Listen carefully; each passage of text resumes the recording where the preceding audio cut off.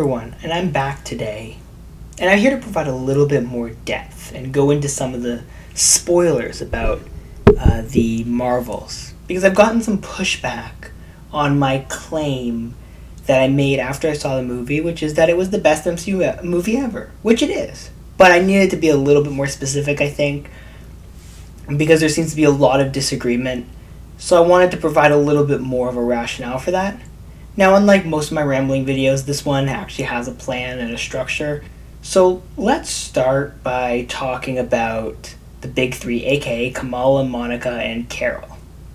So, obviously, they were the highlight of the movie in a lot of ways, as you would expect, as they were the main character. But this movie also gave us the introduction of Kamala Khan and this new version of Monica Rambeau, who both had made big character leaps. Or in Kamal's case, obviously, she was introduced for the first time on the big screen, for introducing in the MCU for the first time on the Disney Plus show. And for Monica, obviously, she made a massive leap in WandaVision. And it's crucial that this film was able to work, and introducing them properly was such a huge task for the director, especially a director, by the way, trying to do this in 100 minutes. So, starting with Monica, obviously, which the last time the audience saw her was in Captain Marvel, also, conveniently and actually perfectly enough, the last time Captain Marvel herself saw her, which means they were perfectly able to kind of explain, without it seeming repetitive or pointless, where she had been. And they had a little bit of a conflict, but it was resolved because, again, there was nothing significant or no significant bad blood between her and Carol. But there was obviously a little bit of tension, right? Again, this kind of does give you the vibes of like when Hulk showed up in Infinity War and kind of had to explain where he was. It wasn't a big deal because it was very easy for him to explain where he was. And it didn't feel repetitive because, of course, no one in that scenario had known where he had gone. I think the trailers for the Marvel showed a little bit more ice between Carol and Monica. So I'm glad that they didn't take up kind of the time, because the trio being like all on the same page was so much fun that I'm glad they didn't kind of take up too much time with that pointless bitterness. And the same can be said, by the way, for Kamala, because Kamala could have translated very poorly. However, they clearly read Miss Marvel comics and saw the fact that she is a fangirl, right? And she is someone who is a fan of Captain Marvel, obviously. And they just kind of let him on play that way, and it didn't get old. It worked perfectly because it balanced the movie so much, because she was very different from the other two kind of adults in the room, so to speak. And you look at the importance of movie balance when you look at something like the Snyder Justice League or other movies like that, which don't work, right? Because you don't have the character balance. You can't have three characters or more who are all like the same kind of dark, serious, brooding, right? Look at Batman vs Superman. It's the same concept, right? Superman's dark, brooding. Batman's dark, brooding. Whatever was dark, brooding. Like, there's no balance, there's no difference, there's no tone change, right? Batman vs Superman, by the way, would have worked a lot better if Superman was idealistic and happy instead of dark and brooding, like, obviously. And the comic panel, which probably is on screen now, is proof that Kamala's character is like this in the comics, right? When she teams up with other more serious heroes like Wolverine, right? Carol also showed a new side of her character and managed to rebrand herself completely from the first movie. She was not this brooding loner, right?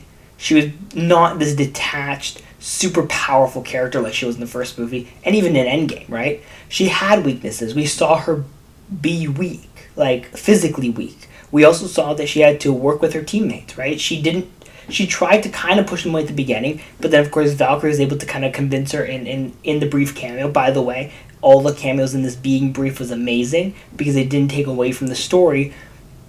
But, of course, she was able to, learn, okay, I can't treat Kamala the way I treated Monica by just abandoning her, right?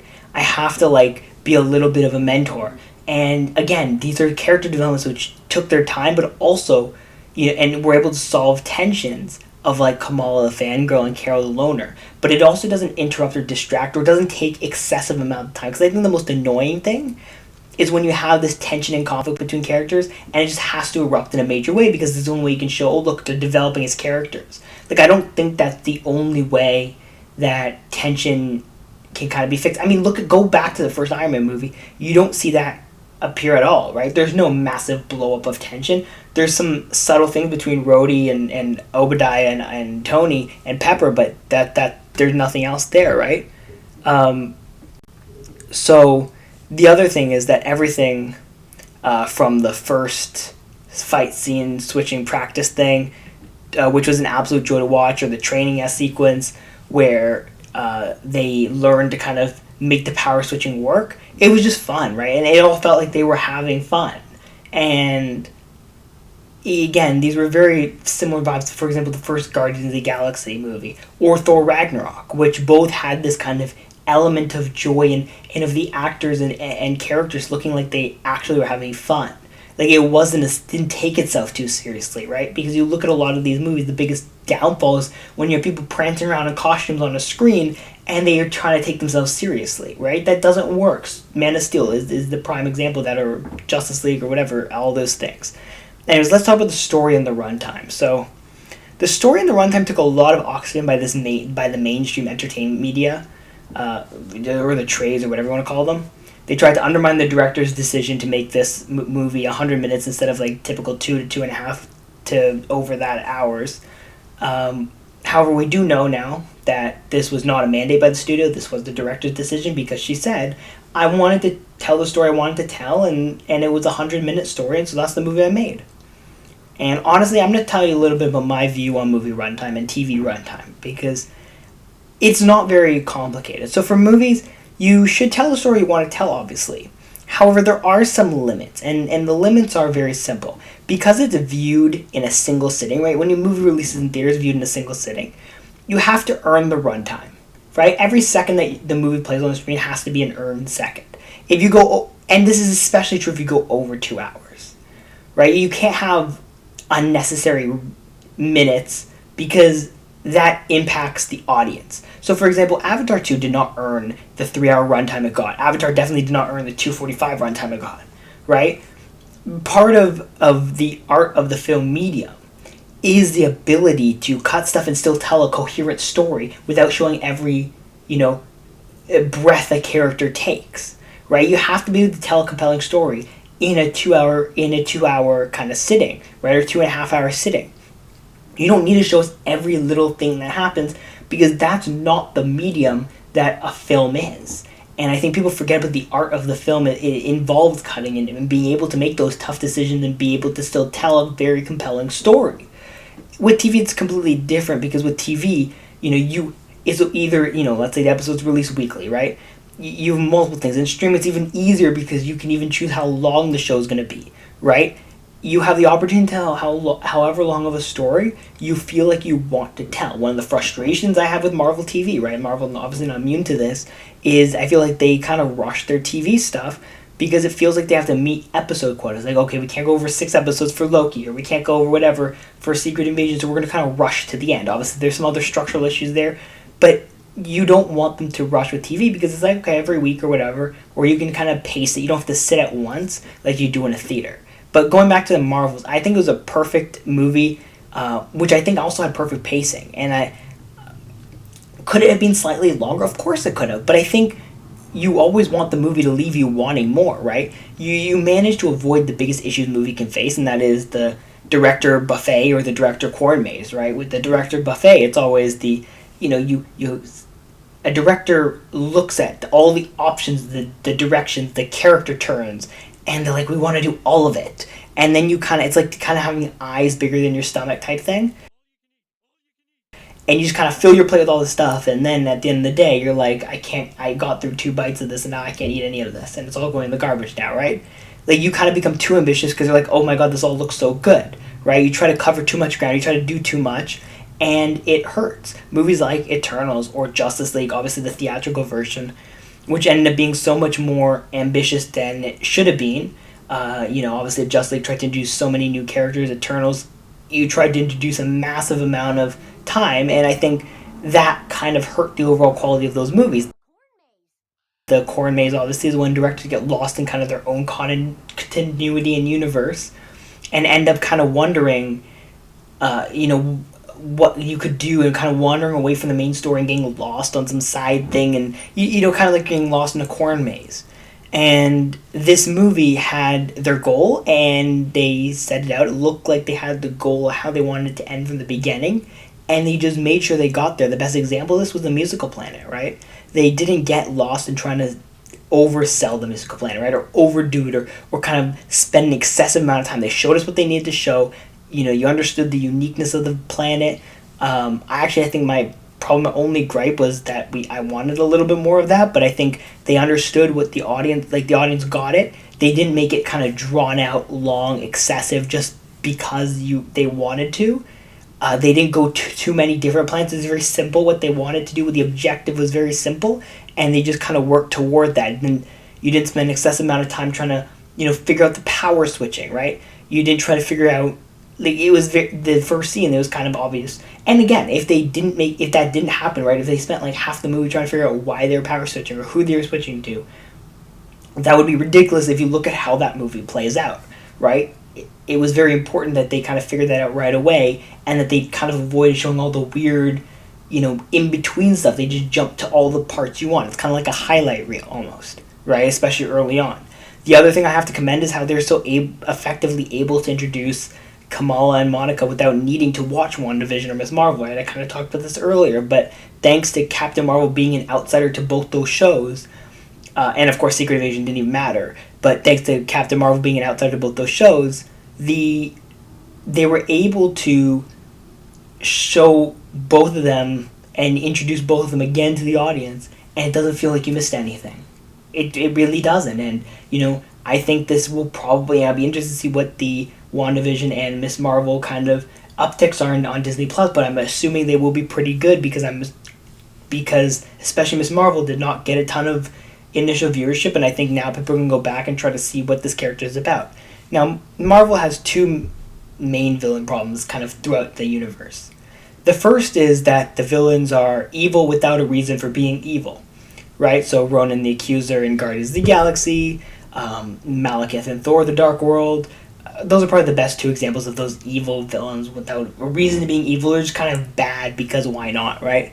There's no connection. You're like, okay, you're just doing you're trying to blow something up, or you're trying to do something bad. I have no reason to feel sympathy for what Ronan is doing in Guardians. I don't even remember what Malekith was, why he was evil.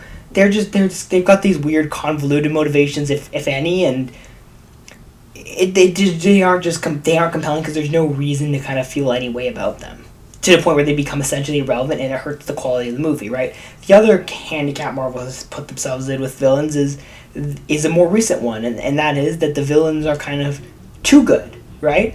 They're almost, and I think it's very unique to Marvel, but the villains are essentially just heroes, right? They're just misunderstood heroes. Ant-Man and the Wasp's Ghost, Black Widow's Taskmaster both kind of fall into that category, where the villains are really just good guys, and they aren't actually evil or do anything evil. And I'd be like, well, that makes them a compelling villain. No, it doesn't. It makes them a compelling good guy. See, they're no different than like Bucky Barnes, who is not a great villain. They seem to be completely good, not even evil in their actions. Sometimes a little bit misunderstood, but that's it. The best Marvel villains are kind of the in between of those, right? You could look at Thanos, right? He's kind of the model Marvel villain because he is evil in his actions, right? His actions of killing half the population is evil. Obviously, no justifying that. However, the base motivation is good, right? He's trying to deal with resource problems. He's trying to deal with overpopulation. Like, his base motive is something people could relate to, which is why he was such a compelling villain. Hela, Zemo also fall under these categories. Gore as well, to some extent. I know people didn't love him in that movie, but he does fall in that category. And I think the introduction of Dar Ben, who is the villain, it was a decent attempt to kind of, again, much like Gore actually, to add a villain to this kind of elite tier by kind of being in the middle, right? And I think she does that, right? Again, I understand that people want a little bit more, but even the early Marvel movies, look at Iron Man again, as a case study here, but Obadiah Stane, I think, was probably someone who is in the same tier, right? Like, he's not a better villain, that great of a villain, but he is a good enough villain where he doesn't hurt your movie. You've got an evil person who's doing evil things. They've got some level of motivation that you can sympathize with, and that's all. And that's what you do, right? You can't have the villain can't hurt the story. She is an average villain, sure, I'll give you that, but she does enough to shepherd the story along, creates enough stakes, kind of is a plot device that you can kind of empathize with a little bit. And Dar-Benn has a clear goal, which can be related to the fact that she wants to save her home planet, Hala, which and punish Captain Marvel at the same time, because Captain Marvel is the reason that it was destroyed, and she actually was the reason, right? That wasn't an untrue thing. And generally, our methods for this are obviously stealing the air and the water from planets which are close to Captain Marvel, and Captain Marvel has to stop her. And I think she's also trying to punish and kill the entire planet in order to punish Captain Marvel and to save her planet, which obviously is evil, right? So you've got the motivation, like, okay, trying to exact revenge on the person who did this by hurting the people close to them, by stealing the resources from their planets to help your planet. Okay, that makes sense. Okay, you're doing it, but you're also killing everyone on those planets. That's a little bit less okay, including trying to take the sun away from Earth. And this, along with the corruption of Dar-Benn's motivations by, the power she kind of gains with the Bengals, is enough for this movie to thrive, because then she's able to kind of take that leap into crazy evil person and force the development of Captain Marvel when she has to be the bigger person, right? And when she has to, she only not only shatters kind of the invincibility of Captain Marvel, but she also shatters the image of Captain Marvel to Kamala, and she forces Captain Marvel to eventually fix the sun above Hala and show that she can be a savior. Like, she does all these things to force Captain Marvel's hand to do more. And, essentially she shepherds all of that. Sure, she isn't the most compelling villain Marvel's ever had, but she still is in that top half of villains, probably closer to, again, Gore and maybe even an Obadiah Stane, right, where she does enough to kind of keep the movie afloat and move the characters and doesn't hurt the movie. Now, the end of this movie was fantastic and surprising, right? Kamala obviously goes to meet Kate Bishop and mentions Cassie when talking about the team she's recruiting for.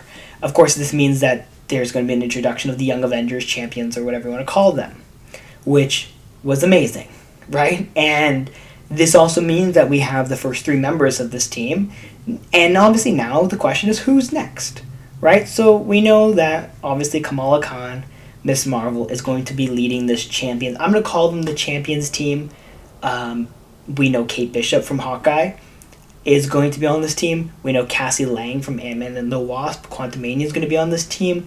That's 3. Now, we've got a lot of hints and teases throughout the TV shows especially, which is why I think the Young Avengers is going to be a TV show, not a movie. But we know Spider-Man obviously it's around that age group.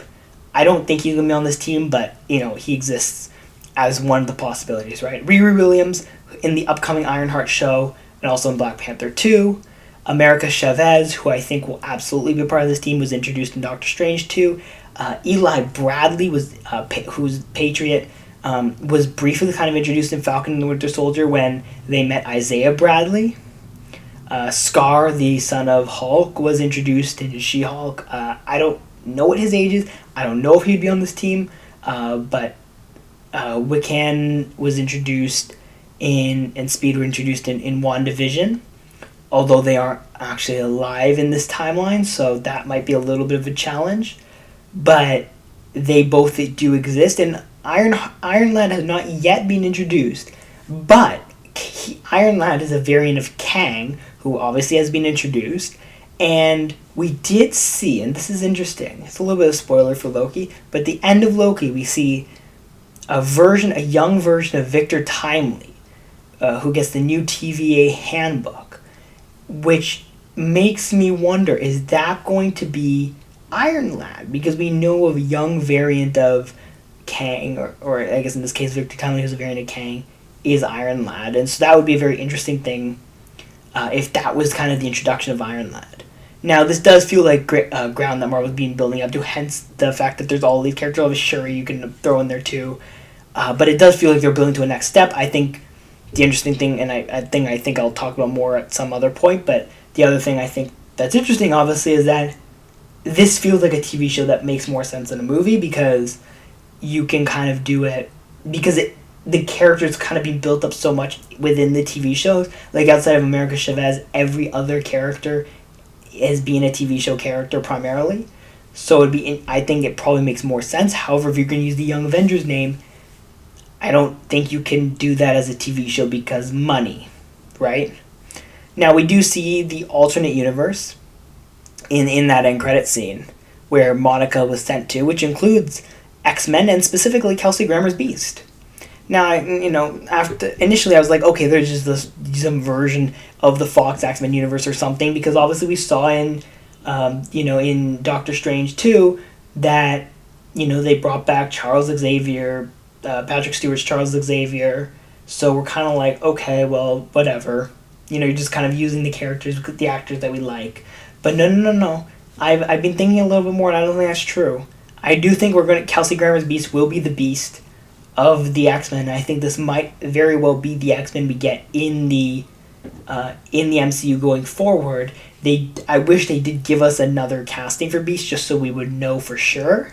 But I think the general consensus now is that this is going to be the X-Men we get. We also saw Maria Rambeau, Monica's mother, who is binary, which really is just another version of Captain Marvel. This is interesting, though, because in an earlier flashback, or a flashback earlier in the movie, or at the very beginning, we hear Carol say that Maria should have won the race. The race, obviously, that she's talking about here is referring to the race that, where Carol took a shortcut in Captain Marvel 1 to get to the hangar, which resulted in her winning the race and ending up being the one who flew the plane, which obviously crashed or got shot down, whatever, and resulted in the Kree kidnapping her, and the thing exploded. She got her powers right from that whole led up to her getting her powers.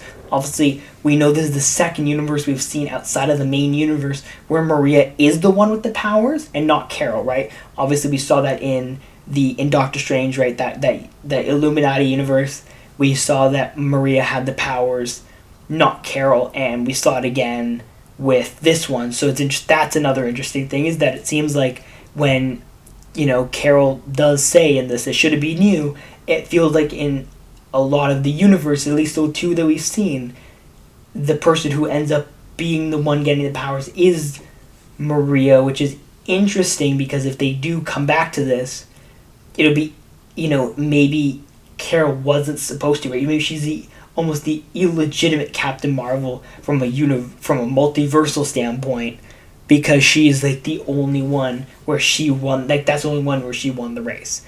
Now, we obviously know the multiverse will become relevant inevitably because we're going to have to revisit this universe because Monica is there, and the next Avengers movie is going to be about Kang and trying to stop Kang and Kang dynasties. So, we're going to see this universe again, and I'm not sure if this...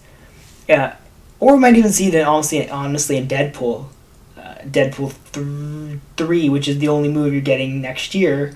So, maybe we'll get a resolution there. If not, we'll have to wait. But I'm not sure if these are the X-Men that are going to be a part of the MCU, or if this is going to be a fun callback to Grammer's Beast, which was, probably the best version of Beast we've gotten. And, it's a nice fun Fox X-Men universe callback. And again, Deadpool could maybe play into this end credit scene, or it's the next Avengers movie, or some other random project before that. And, as I said, I wish they did show us a new actor, because that would have at least given us something to theorize about a little bit more. Or, another new X-Men character. But at the end of the day, we're going to have to just wait a little bit to see what we actually saw and see if anything's true. I do think if any movie coming up does give us a look at the new X-Men, it'll be Deadpool. Again, if we talk about before Avengers, but let's do some awards now, because we're going to give out some awards for best character, most surprising character, most underrated character, worst character, which was a very hard one, but I have a little bit of a loophole for that one, and the most improved character. And that was actually a really hard one, too. There's two people who were really neck and neck, and it was really a coin flipped on who got that one. So let's start with best character. Now, obviously, the best character is Kamal. I mean, she probably carried this movie. I think the one thing everyone basically said, even people who were kind of lukewarm in the movie, is she carried that movie. There were a handful of salty, potentially racist, sexist people who said otherwise, but I do think she kind of is cementing herself as the new face of the MCU post-Iron Man, or maybe a co-face depending on what happens with Spider-Man from a contract standpoint. I think the most surprising character was Prince Yan. I think I wasn't sure what to expect from the character, and I think he was one of those kind of wild cards who could be really good or really disappointing, and I think he was one of the most delightful parts of the movie outside of that trio. I think Nick Fury probably is in that category as well, but I think we just saw so much of Nick Fury, and we have seen, I don't think he kind of is qualified, he's able to get this one. He also upgraded their costumes, which is dope, and he gave Kamala the scarf and all this other stuff. But I do think the most underrated character, and actually I think I kind of decided to use this one specifically because I think Dag deserves an award. Because every time he was on screen, it was hilarious, right? Like, people just, he was kind of like the, like a laugh now button, right? Like, he was hilarious, and I think he doesn't get enough credit. I don't think he will get enough credit for what he brought to this movie, but I do think he kind of quietly stole the show in a lot of ways. I mean, he was the one who first found, like, the Flurk and eggs, right? Like, he was around for all of those best things, and I think that's, again, I think that deserves something. The worst character would probably Kamala's dad. Now, not because of the character himself, he's delightful, whatever, but mainly because they continue to keep this actor who is an absolute creep around. Obviously, he sent, inappropriate naked pictures to a minor, which was revealed like a year ago, and no one seems to care for some reason, as you're still a very prominent feature of this movie. I know you can't really do that much, but, like, you've recast bigger characters before. There's no reason you couldn't have done it here. You could have killed him off or done anything, right? But they didn't. The most improved character, this was a tough one. I have to give it to Monica, though. I was really tempted to give it to Carol for seemingly turning her character around. I think even with public perception, I think she managed to turn around from a lot of people who were really angry at her character from the first movie. I think we're a lot less angry this time around.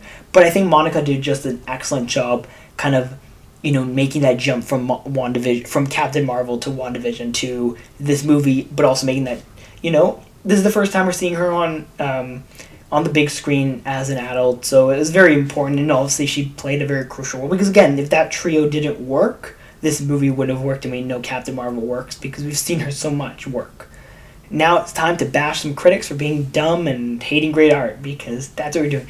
Now, this is not an extensive list, there's like 2 here. But I want to first shout out to Rotten Tomatoes for continuing to give these morons platforms, because they do need a place where they can legitimize their hate and kill movies because they are disguised as being critical, which is really just another word for hating. So let's start, of course, with the review by David Fear of the Rolling Stone. One side note, if you're ever looking for unbiased movie opinions, don't go to the Rolling Stone. It feels like every single movie especially Marvel movies, they just seem to have some hater write about them. There's a guy who used to write for them who I think writes for ABC now. I don't remember his name. Peter Tavares or something, I think, if I remember correctly. Basically, and he had a Rolling Stones article when Iron Man 3 came out, and he said, the MCU is tired now. We're done with Robert Downey Jr. the Iron Man. This was when Iron Man 3 came out, by the way, just to kind of remind you of that. So, and he's like, this MCU is tired now. Iron Man 1 was great, but damn, we're just done with this Robert Downey Jr. thing.